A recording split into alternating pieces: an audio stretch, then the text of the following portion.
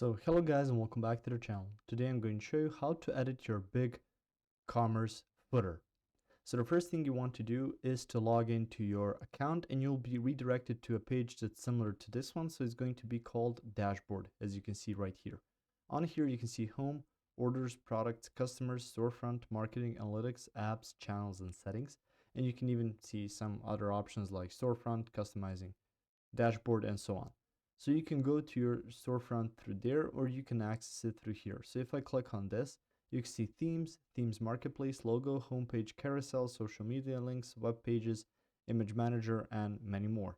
So on there, go to themes.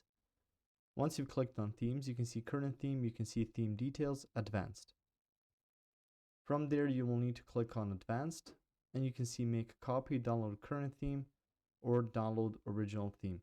Now through there, you can customize your theme. You can even see some other options. Now through the customize option, you're going to be taken to your page builder. From there, you can see under here, theme styles, and you can click on that. And you can see header and footer afterwards. So click on that. So from there, you can see header, you can see logo, utility navigation, main navigation, social media, icons, and you can see here footer.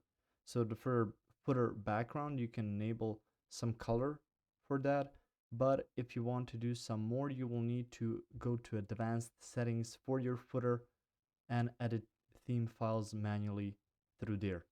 So you must make a copy of your theme to edit theme files, so you will need to go through there, and then you can actually make some bigger changes. If you found this information helpful or useful, you can like the video, you can also share the video. You can subscribe to the channel and click the notification bell to get notified about new videos on BigCommerce or some other topics you might enjoy as well. See you guys in the next one. Goodbye.